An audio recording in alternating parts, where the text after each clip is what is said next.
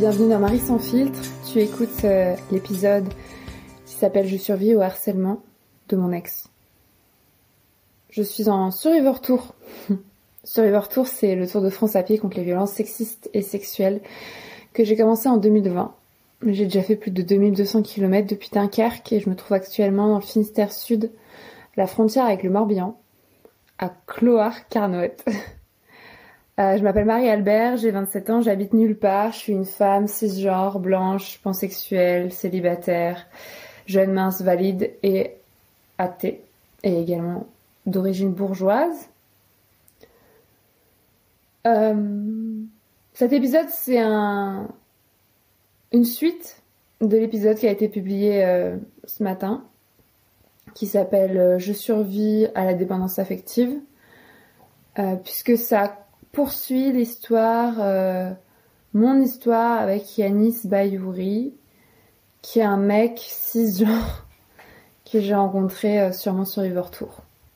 Ce serait pas drôle, le Survivor Tour ne serait pas drôle si je ne subissais pas de violences sexistes et sexuelles, évidemment. Donc, avant même d'écouter cet épisode Je survis au harcèlement de mon ex, il faut écouter l'épisode Je survis à la dépendance affective, parce que sinon tu ne vas pas comprendre l'histoire avec Yanis. Mais bon, tu fais ce que tu veux. Voilà. Je suis hyper en colère, je suis traumatisée, je suis en stress post-traumatique, je suis sous le choc, je suis triste, je suis dégoûtée, j'ai honte, je culpabilise, je me sens nulle, j'ai peur, je me sens en danger. Voilà, c'est à peu près les émotions que je ressens en ce moment, vu ce que je viens de vivre. Pour résumer très brièvement, mais encore une fois, faut écouter l'épisode Je survis à la dépendance affective pour savoir le début de mon histoire avec Yanis. J'ai rencontré donc Yanis il y a 1 mois sur la presqu'île de Crozon, en Bretagne, alors que je randonnais, lui randonnait en sens inverse. On a eu une relation qui a duré 3 semaines. Je suis allée en vacances avec lui dans le nord de la Bretagne pendant une pause de mon Survivor Tour. Je l'ai quitté à ce moment-là parce que ça se passait mal. Donc si tu veux comprendre pourquoi, c'est bien sûr en lien avec la dépendance affective, mais aussi en lien avec sa personnalité. Tu écoutes l'épisode précédent. Et je l'ai donc quitté, et en le quittant, donc à Saint-Cal-Guildo dans les Côtes d'Armor, je lui ai dit de ne plus m'écrire et de ne plus m'appeler, et il a dit oui, d'accord. Je suis revenue sur mon Survivor Tour à Quimper, puis à Pont-l'Abbé, puis j'ai marché jusqu'à Fouesnant, Concarneau, Pont-Aven, Moëlan-sur-Mer, Douélan, enfin bref, si tu connais la zone. Le problème, c'est que Yanis ne l'entendait pas de cette oreille.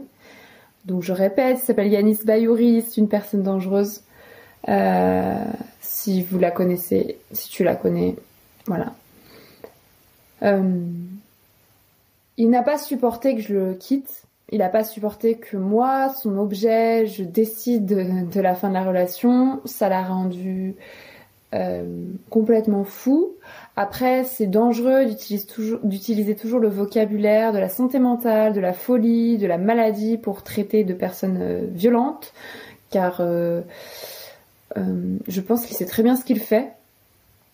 Je pense qu'il a des problèmes psy, mais je pense qu'il sait très bien ce qu'il fait, et c'est toujours pathologisant et à côté de la plaque de dire que quelqu'un est fou alors que c'est juste un harceleur. Voilà. Mais bref, je suis partie de 5A, et sa version à lui, c'est que quand je suis partie de 5A et que je l'ai quitté, sa vie s'est arrêtée, il ne pouvait plus respirer, il ne pouvait plus dormir, enfin il ne pouvait plus parler, il ne pensait qu'à moi, il s'est rendu compte qu'il m'avait traité comme de la merde et qu'il était désolé.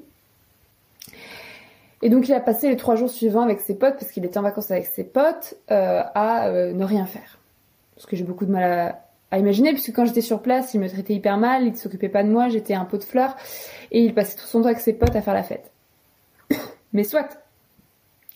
Donc je vais le raconter de mon point de vue. Je suis revenue sur le Tour de France à pied, je suis revenue marcher, Et je lui avais donc dit de ne plus rentrer en communication avec moi, ce qui s'est passé. Donc pendant 3 jours, moi j'ai fait mon deuil, enfin j'ai commencé mon deuil, j'étais hyper triste de cette relation, puisque si t'as écouté l'épisode précédent sur la dépendance affective, bah j'étais totalement dépendante de lui, j'étais totalement sous emprise, et j'étais dégoûtée que ça ait pas marché, qu'on soit pas compatible, et qu'il soit insupportable, et qu'il m'ait traité mal, parce que j'avais quand même investi un peu d'énergie dans cette relation et j'étais triste et surtout c'était le dernier mec cis de ma vie, du coup le dernier mec cisgenre de ma vie, du coup j'étais assez triste que ce soit fini comme ça assez mal et voilà. Donc j'ai continué à marcher, puis j'avais pas de nouvelles de lui, c'était très bien et j'ai fait mon truc. Et j'ai fait un post Instagram et Twitter et Facebook où je dis voilà, je raconte vite fait mon histoire avec Y, parce qu'à l'époque, il ne voulait pas que je l'affiche sur les réseaux sociaux, donc je mettais juste Y. Et à la fin, je dis je t'aime. Je raconte ça vite fait dans un post. À la fin, j'écris je t'aime en capital parce que je me dis je l'aime, parce qu'on s'est donné de l'amour et parce que c'est un je t'aime d'adieu et lyrique et je pense pas du tout qu'il va lire ça, quoi. Donc j'écris ça sur les réseaux sociaux. Et en fait... Aucun rapport, mais à partir du samedi, donc 3 jours après que je sois partie de 5A, quand ses potes sont partis en fait de 5A également, le samedi, il a commencé à me harceler par téléphone. Donc il m'a appelé toute la journée sur mon téléphone, alors que je lui avais dit de plus me contacter. Donc je lui ai redit par SMS de me laisser tranquille, de ne plus m'appeler. Ensuite j'ai bloqué son numéro, mais il a continué à me téléphoner, il m'a laissé un message sur mon répondeur, il a essayé de m'appeler en numéro inconnu pour que je décroche. J'ai dû donc fermer mon répondeur. J'ai dû donc passer tous les numéros inconnus en bloqué également. Enfin, ça a eu des impacts directs sur ma vie, puisqu'en fait, si, je sais pas, Pôle emploi m'appelle, je ne peux pas répondre, ou si un numéro inconnu m'appelle, je ne peux pas répondre, ou personne ne peut me laisser de message sur mon répondeur. Enfin, c'est hyper grave. Mais je pouvais pas supporter d'entendre sa voix, donc j'ai fait écouter son message sur mon répondeur à quelqu'un d'autre, et je pouvais pas supporter de savoir qu'il continuait de me contacter, sachant que même en le bloquant, je pouvais voir combien de fois il m'appelait par jour, ce qui sera utile par la suite. Donc voilà, il a fait un truc ignoble également, c'est que quand je l'ai bloqué son numéro, il m'a écrit sur Signal, qui est une application de messagerie codée, cryptée, pour me dire « N'oublie pas de me bloquer également sur Signal !» Maintenant que tu me détestes. Voilà, c'était ignoble, donc je l'ai également bloqué sur Signal. Et en fait, ce que j'ai pas vu, c'est qu'il a liké tous mes tweets et que sur tous mes tweets, il a écrit ma localisation exacte, enfin genre le nom du bled dans lequel je me trouve. Et donc il savait où j'étais. Et ça, je n'avais pas, j'avais pas conscience que sur mes tweets, il avait écrit ma localisation exacte. Donc depuis, j'ai remédié à ce problème, puisque de toute façon, à partir du moment où on est harcelé, cyberharcelé, on est obligé de s'auto-censurer, tout simplement. Et bien sûr, pendant ces 1, 2, 3, 4 jours où il m'a harcelé, samedi, dimanche, lundi, mardi, donc des dizaines de fois par jour, j'avais super peur. Surtout que dimanche soir, il a laissé un message sur mon répondeur assez énigmatique que j'ai fait écouter à une amie, qui s'appelle Marine. Et il disait apparemment qu'il essayait de venir en train, enfin par tous les moyens, il essayait de venir à Tréguin. Et avec Marine, enfin on comprenait pas comment il savait que j'étais à Tréguin, parce que je l'avais mis nulle part sur Instagram, enfin personne ne savait que j'étais à Tréguin, quoi. Et je comprenais pas, je me dis j'ai dû lui dire que j'allais à Tréguin, mais ça n'a aucun sens. Et j'ai appris par la suite, c'était parce qu'il l'avait vu sous mes tweets en fait. Il avait vu mon tweet avec écrit je t'aime en capital et en dessous écrit Tréguin, donc le mec il a pété un câble. Mais il avait déjà décidé avant ça, avant de voir mon tweet, de venir me rejoindre sur le sentier de randonnée. Et le fait qu'il voit que je sois à Tréguin, ça lui a juste permis d'aller au bon endroit. Oui, c'est totalement un psychopathe. Pareil, je pense que c'est inapproprié d'utiliser ce mot, mais je ne sais pas quel autre mot utiliser. C'est un harceleur, voilà. Un mec violent. Et donc toutes mes amies me disent, c'est impossible qui viennent sur le sentier, il va jamais faire ça, c'est juste du bluff, il est rentré chez lui à Paris, quoi. Et quand même, moi, à partir de dimanche, donc lundi, mardi, je marche et j'ai super peur parce que je me dis, franchement, je le connais, il est tout à fait capable d'être sur le chemin. Et ce serait un enfer de le rencontrer. Enfin, à ce moment-là, j'avais super peur parce que je me suis dit, le mec n'en a rien à foutre de mon consentement, n'en a rien à foutre de mon bien-être, me harcèle. Tout est à cause. En plus, il m'appelle, il sait très bien que je vais pas décrocher. Il m'appelle quand même des dizaines de fois par jour, donc... Enfin, ça... C'est exprès pour me terroriser. Enfin, je veux dire, ça n'a pas d'autre sens. Et donc, j'ai super peur. Le soir, quand je me plante ma tente, je me dis, mais ça se trouve, en fait, il a accès à ma localisation exacte, je ne sais comment, donc demain matin ou cette nuit, il va me réveiller sous ma tente. Enfin, vraiment, je ne savais pas où il était. Et je ne savais pas s'il savait où j'étais, quoi. Enfin, c'était terrorisant et c'était horrible. Et donc, au bout d'un moment, je demande à... Enfin, je parlais de ça à mes amis, et puis au bout d'un moment, j'ai une amie qui s'appelle Charlotte, qui habite à Londres, qui m'a dit, bah écoute, je vais l'appeler, qui m'a proposé de l'appeler. Donc elle l'a appelé, mais le mec décrochait pas, il était sur répondeur, il avait pas de batterie, ce qui était bizarre s'il était à Paris. Et donc elle lui a envoyé des SMS pour lui expliquer que c'était du harcèlement, que j'allais porter plainte, que c'était très grave, qu'il fallait qu'il arrête immédiatement. Et finalement, elle a continué à l'appeler, puis il a fini par la rappeler. Enfin bref, ils ont réussi à savoir au téléphone, parce que moi, je voulais pas lui parler, quoi. Et donc, il s'est écrasé comme une merde au téléphone en lui disant qu'il était désolé, qu'il allait me laisser tranquille, qu'il avait compris, que si jamais je voulais le recontacter à la fin de mon Survivor Tour en octobre, je pourrais, mais que voilà, il allait me laisser tranquille. Et donc, Charlotte n'a même pas eu besoin de l'engueuler, en fait. Et effectivement, à partir du moment où il a appelé Charlotte, où ils se sont appelés mardi, en fait, donc ça c'était il y a quelques jours là, en août, il a arrêté de m'appeler. Donc ça c'était genre à 17h. Donc après, il m'envoie quand même un SMS pour me dire je suis désolée, je ne t'embêterai plus, ce qui était inutile puisqu'il avait promis de plus m'écrire. Mais bon, soit. Donc il m'appelle plus, donc moi je passe une nuit dans la forêt et le lendemain je me lève, je me dis putain il m'a pas appelé, super. Et je recommence la marche et je me dis en fait là c'est bon, je suis débarrassée, le mec arrête. Et en fait il s'est passé un truc incroyable. Genre je pense que je pourrais faire un film sur cette histoire.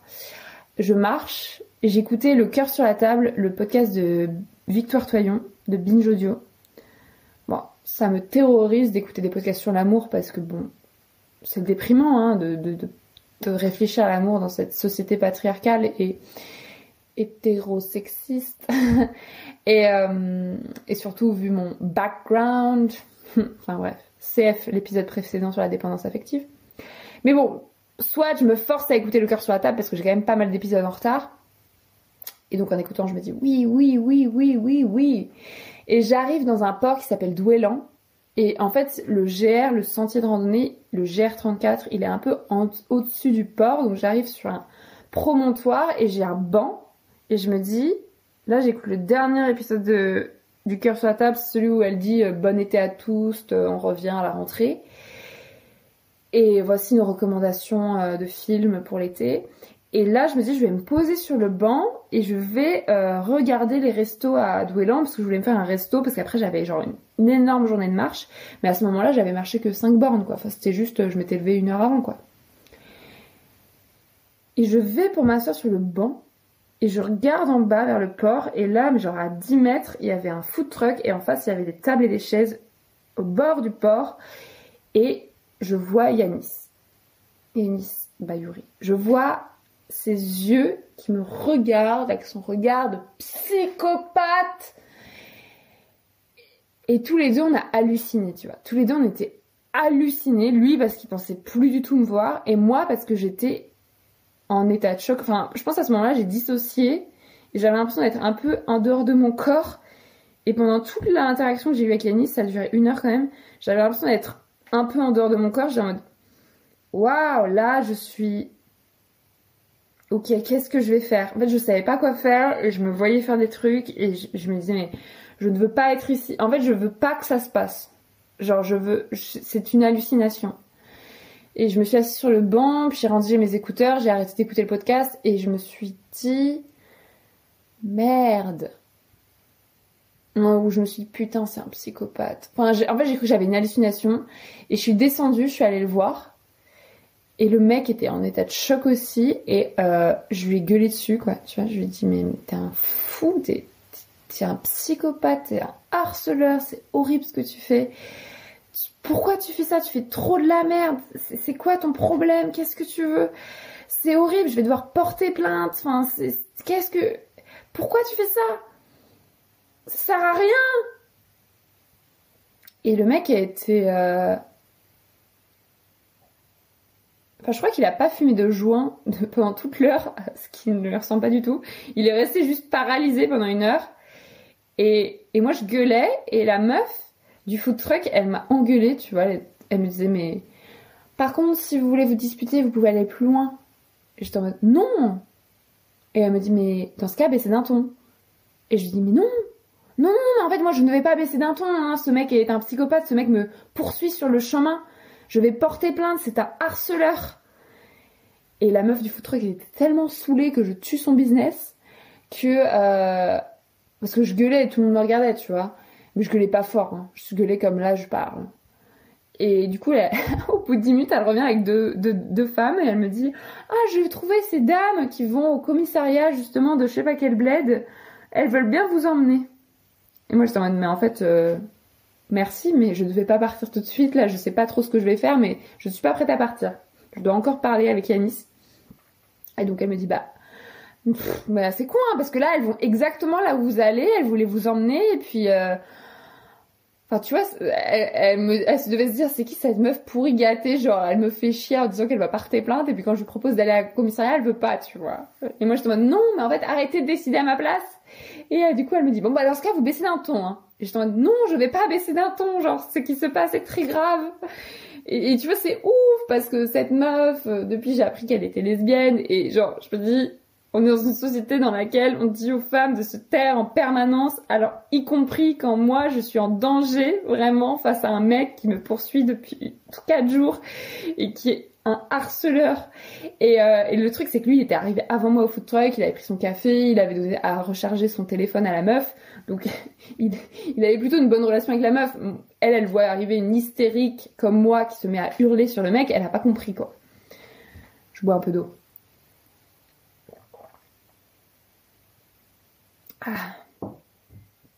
Et bon, en fait, je suis restée 1 heure avec lui, ce qui était beaucoup trop long, mais je n'ai pas gueulé pendant 1 heure. Enfin, au bout d'un moment, c'était une conversation normale.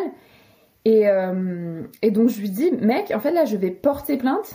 Tu viens de ruiner ma journée. Là, je peux pas continuer mon Survivor Tour. Il faut que j'aille à la police. Et il me dit, oui, tu as raison. Je suis une mère. Je suis désolée. Va à la police, tu veux, je viens avec toi, je me rends aux flics et je vais en tôle. Enfin, tu vois, il était dans un délire. De toute façon, il était dans un délire dans une autre planète. Et il m'expliquait que c'était romantique de me poursuivre sur le GR34. Et je lui dis, mais tes potes, quand tu leur as dit que t'allais sur le GR34, enfin que tu allais me retrouver, que t'allais me poursuivre sur le GR34, ils t'ont dit quoi tes amis? Parce que ça me paraissait fou. Et il me dit, bah la moitié ils m'ont dit que c'était une idée de merde et l'autre ils m'ont dit que c'était romantique. Et là je me dis, incroyable, donc en fait dans cette société, c'est romantique de poursuivre une meuf qui t'a largué et qui veut plus de tes nouvelles sur le chemin de randonnée alors qu'elle est toute seule et qu'elle a pas envie que tu viennes. Genre c'est romantique. Et pire, aucun de ses potes en fait, je pense qu'ils écouteront pas cet épisode, mais on sait jamais, aucun de ses potes ne m'a écrit, ne m'a appelé, ne m'a contacté pour me prévenir que Yanis Bayouri me poursuivait sur le chemin. Même ceux qui lui ont dit que c'était une mauvaise idée. Parce qu'en fait, moi, je savais pas qu'il était sur le chemin. Toutes mes amies me disaient, mais non, il fait du bluff, il y est pas. Et il me l'a pas dit, vraiment explicitement, donc je ne savais pas. Donc pendant 3 jours, j'ai marché, on était en parallèle.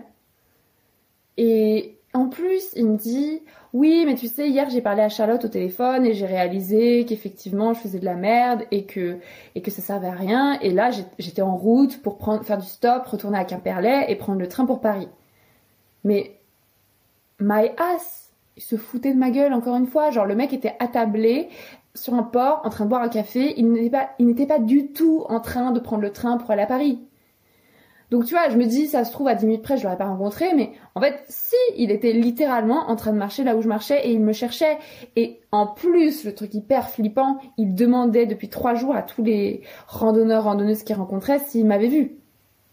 Ça, je l'ai pas dit à mes amis, mais Il m'a dit ça, il m'a dit « Oui, je demandais aux gens, est-ce que vous avez vu une meuf qui randonne seule avec des bâtons de marche et un pantalon vert ?» Et hier, j'ai vu 3 jeunes qui m'ont dit qu'ils t'avaient vu, du coup ça a relancé tous mes espoirs, mais en même temps après j'ai appelé Charlotte et j'ai réalisé que je faisais de la merde. Et waouh, je me rappelle pas du tout avoir vu 3 jeunes.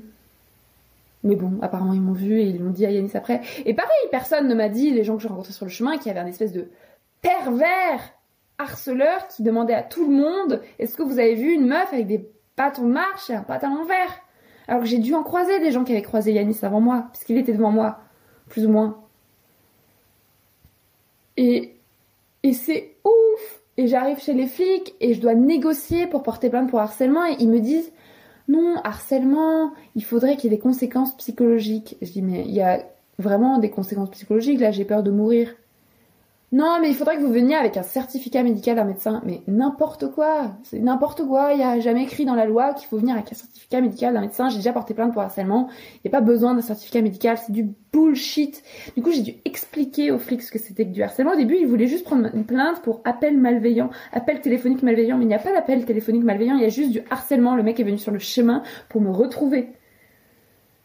Et lui, il est en mode « Non, mais je voulais juste te voir. » Pour te dire à quel point j'étais désolée. Je savais très bien que t'allais pas me reprendre. Je voulais juste te dire que je suis désolée. J'étais en mode, mais mec, ce que tu fais, c'est pire en fait. Déjà, notre histoire, c'était de la merde. Mais là, tu ruines tout. Enfin, là, c'est du harcèlement. Là, c'est très grave. Et tu t'en fous de mon bien-être. Tu t'en fous de ce que je ressens. Tu t'en fous de mes émotions. T'en as rien à foutre que je suis un être humain. Tu me prends vraiment pour un objet.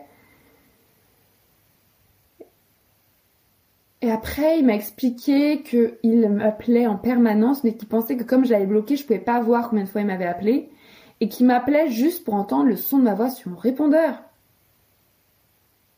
Ah. Mais en fait, il m'a totalement idéalisé comme un fantasme, mais il ne me connaît pas. Et je le regarde et je lui dis, mais Yanis, je ne t'aime pas. Je n'aime pas ta personnalité. Tu es arrogant. Tu es méprisant. Tu engueules tout le monde, tu parles plus que tout le monde, tu ne t'intéresses à personne, tu fais de la merde avec tes potes, avec moi, tu traites les gens comme de la merde. Et en fait, c'est tellement une carpette, tu vois, il s'écrase tellement quand je lui parle. Je peux lui dire ce que je veux. Le mec, il s'écrase, il dit oui, t'as raison, je suis désolée, je suis une merde. Par contre, le moment où je lui dis, mais tu sais, c'est grâce à Seb, c'est grâce à ton ami Seb que je suis partie, parce que Seb, il m'a confirmé que t'étais un bâtard, que tu traitais les gens comme de la merde. Et le fait que ton pote me le dise, je me suis autorisée à me dire qu'en fait, c'était pas juste moi. C'était toi le problème.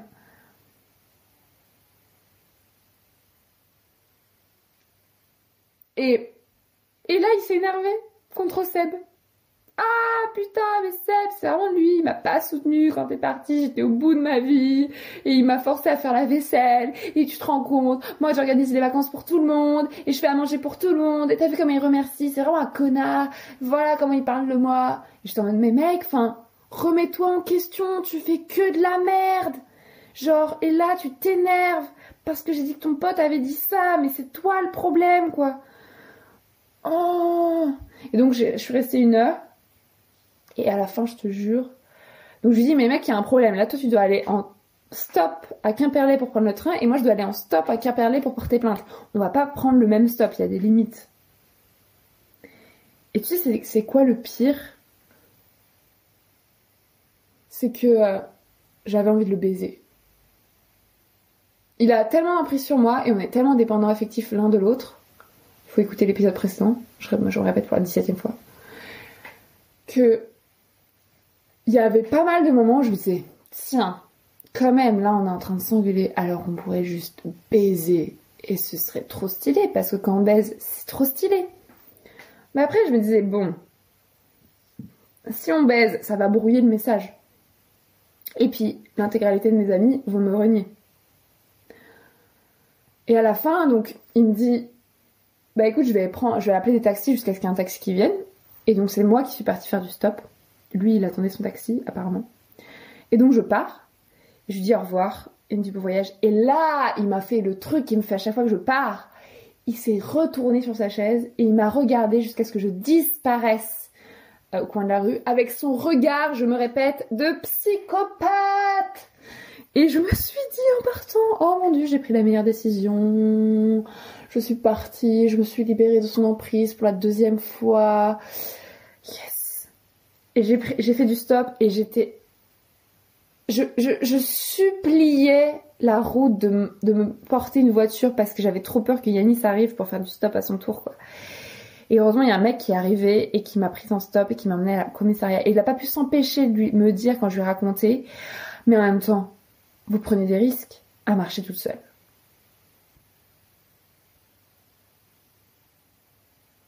Une mouche vole dans la pièce. J'arrive chez les flics, je porte plainte, j'ai dû négocier pour porter plainte pour harcèlement. Et je demande aux flics... Bon, il n'était pas du tout formé aux violences sexuelles, mais bon, soit il m'a pas posé de questions culpabilisantes, mais en même temps il m'a pas non plus posé des questions qui auraient pu servir pour l'enquête. Il a juste pris ma déposition, il a pas déformé mes propos, mais ça a pas duré 1000 ans, il avait hâte que ça se termine, et voilà, il était pas spécialement bon, quoi. Et à la fin, je lui demande d'appeler Yanis. Tu vois, parce que quand même, l'intérêt d'aller porter plainte, c'est certes pour laisser une trace, que la prochaine fois qu'il harcèle une meuf et qu'une meuf porte plainte contre Yanis, qu'il y ait une trace précédente. Moi, c'est pour ça que je porte plainte, hein. Et mais l'intérêt aussi, c'était Charlotte a appelé Yanis, moi j'ai engueulé Yanis. S'il y a un flic qui appelle Yanis en plus, il va peut-être commencer à comprendre que c'est du harcèlement et que c'est pas romantique et que c'est pas de l'amour. J'expliquais à Yanis, mais tu sais, on ne s'aime pas, on ne se connaît pas, on n'est pas amoureux.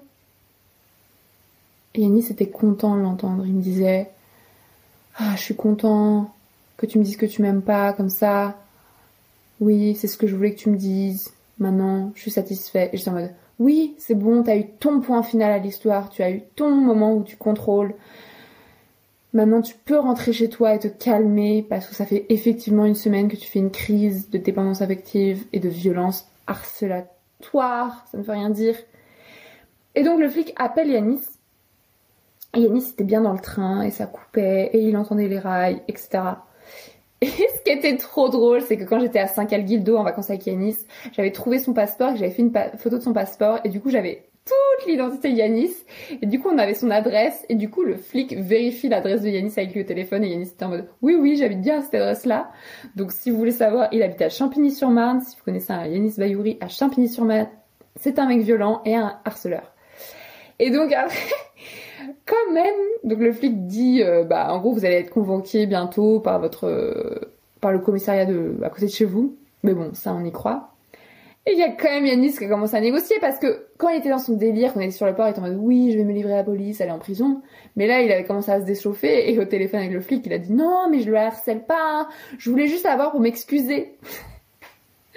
Donc tu vois, il prépare déjà sa version pour son éventuelle convocation chez les flics. Mais du coup, il est parti. Il a arrêté de me harceler. Là, ça fait 24 heures que j'ai porté plainte. Et je suis traumatisée. Mais si tu savais le moment où je l'ai vu sur le port, mais l'enfer dans ma tête. Et je suis tellement en colère. Et je suis tellement triste.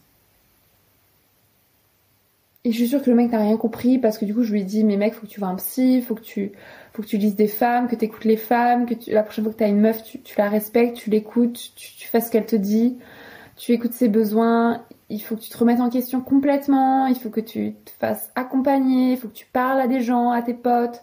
Là ça va pas quoi. Et il me disait oui tu as raison, je vais faire tout ce que tu as dit, je vais voir un psy, une psy. Et je sais que c'est que du bullshit, parce qu'en fait avec Yanis, il y a que du bullshit. Le mec il parle, c'est un beau parleur, il manipule, mais il peut te dire ce que tu veux entendre, mais ensuite, il n'y a rien dans les actes, jamais, rien. Et je suis dégoûtée.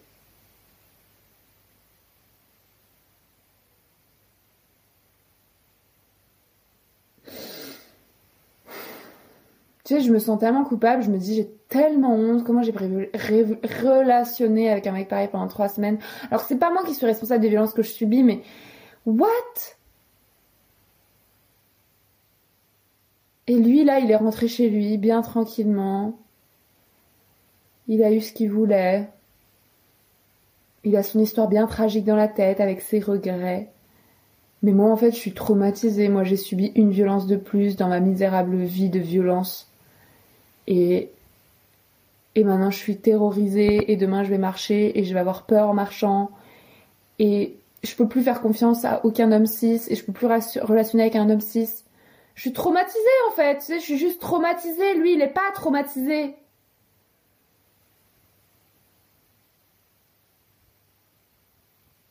Je suis tellement en colère. Et je suis tellement contente que Charlotte, elle est défoncée au téléphone, même si elle l'a pas du tout défoncé, parce que finalement, on invente des moyens de se défendre. Et je déteste porter plainte. J'avais pas du tout envie de porter plainte. J'ai déjà porté plainte 4 fois en février. Tu le sais, dans l'épisode qui s'appelle Il me viole, je raconte ces 4 plaintes. Et donc, la première chose que j'ai dit quand je suis arrivée chez les flics, c'est vous allez voir mes antécédents. Hier, je suis arrivée devant le flic et je lui dis mais vous allez voir mes antécédents. Le flic, il m'a regardé en mode quoi? Et je me suis écrasée comme une merde. Je fais oui, parce que j'ai porté 4 fois plainte en février, donc ça se trouve, comme vous allez voir que j'ai porté 4 fois plainte, vous allez moins me prendre au sérieux. Et le flic est en mode mais en fait, j'en ai rien à foutre que vous ayez porté 4 fois plainte en février. Si vous aviez des bonnes raisons de porter plainte, c'est que vous deviez porter plainte, c'est pas des antécédents. Et puis de toute façon, j'allais même pas vérifier. Et du coup, je dis ah ok, vous alliez pas vérifier. Du coup, maintenant, je sais qu'il faut plus jamais que je dise à un flic que j'ai déjà porté plainte avant. Et de toute façon, enfin, je peux porter plainte autant de fois que je veux dans ma vie. Il n'y a pas de limite légale. Et si les flics me prennent moins au sérieux à cause de ça, bah, c'est leur problème, pas le mien, tu vois. Mais en fait, le problème, c'est qu'à partir du moment où j'ai commencé à porter plainte, c'était en 2018, contre les violences que je subis, bah en fait, je peux plus m'arrêter. Tu vois, je peux pas me dire, oui, bah j'ai porté plainte contre ce mec pour violence conjugale, mais là, ce qu'il m'a fait, bon, c'est un peu l'équivalent. Mais non, contre celui-ci, je vais pas porter plainte. Bah non, en fait, je peux pas faire de la discrimination entre eux. Donc je porte plainte tout le temps maintenant. J'en suis à ma 5e plainte, c'est un 6e. Je suis à ma 6e plainte. C'est trop chiant, quoi. Parce qu'à chaque fois, ça lance dans des procédures de merde qui finissent toutes hyper mal. Et je suis contre le système pénal, judiciaire. Je suis contre la police. Mais juste, en fait, comment on fait pour se défendre dans cette société? Et surtout, comment on fait pour laisser une trace? C'est-à-dire que moi, je sais que ce mec, il a déjà été violent avec d'autres femmes, qu'il le sera avec d'autres dans le futur. Il n'y a pas que la violence psychologique. Ce mec, Yanis Bayouri, quand j'étais avec lui et qu'on s'engueulait ou qu'il s'énervait, je sais pas si tu vois, il avait ce regard de violence. Et il jetait des objets par terre violemment. Il l'a fait 2 fois. Il a ce shift, tu vois. Il a ce changement de regard, ce truc de violence en lui. Et il a été violent devant moi. Et il a été violent avec moi, mais psychologiquement. Donc je sais que c'est un mec violent, je sais qu'il est violent. Et je sais que là, tout le bullshit qui m'a servi hier, c'est du bullshit. Le mec ne va pas changer.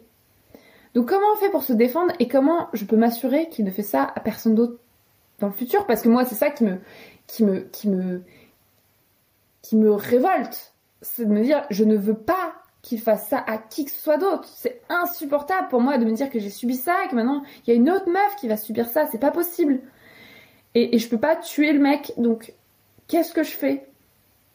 Porter plainte, ça peut laisser une trace, tu vois. Enfin, je sais pas, je peux mettre son nom partout, je peux crier son nom sur tous les toits, mais j'ai que cette micro-communauté qui le connaît même pas, tu vois.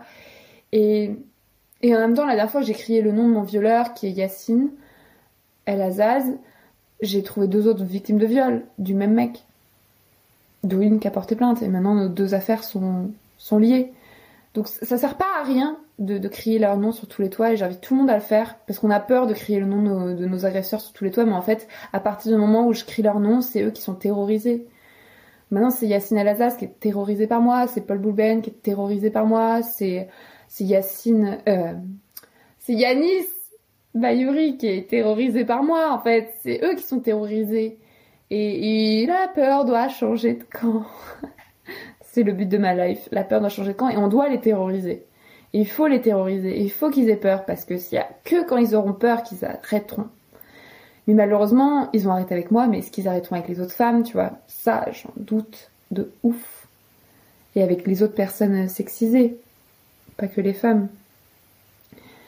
Donc voilà, c'était l'épisode Je survis au harcèlement. Je suis terrassée. En même temps, ça prouve que le Survivor Tour porte vraiment bien son nom. Tour de France contre les violences sexistes et sexuelles. Si tu veux le soutenir financièrement, c'est hyper important pour moi.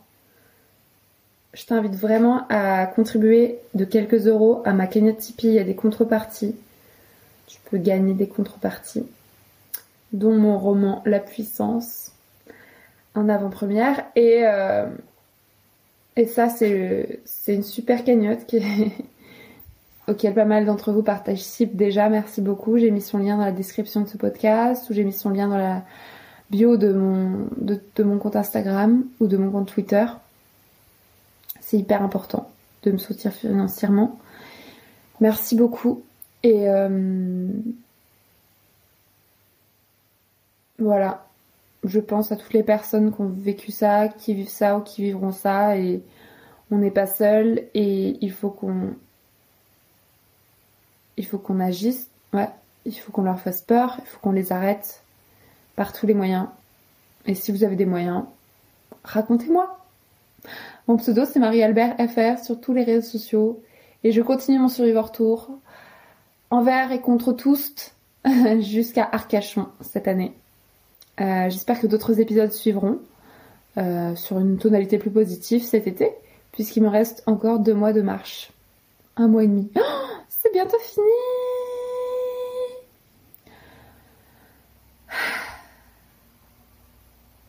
Merci pour votre soutien dans cette tragique histoire de Yanis sur Instagram, Facebook, Twitter. Beaucoup de personnes m'ont soutenue parce que ça a duré plusieurs jours, plusieurs semaines. Merci à tout le monde. Je récupère mon corps, je récupère mon esprit, je récupère moi-même. Vive le célibat, vive les révolutions féministes et que meure le patriarcat. Bisous.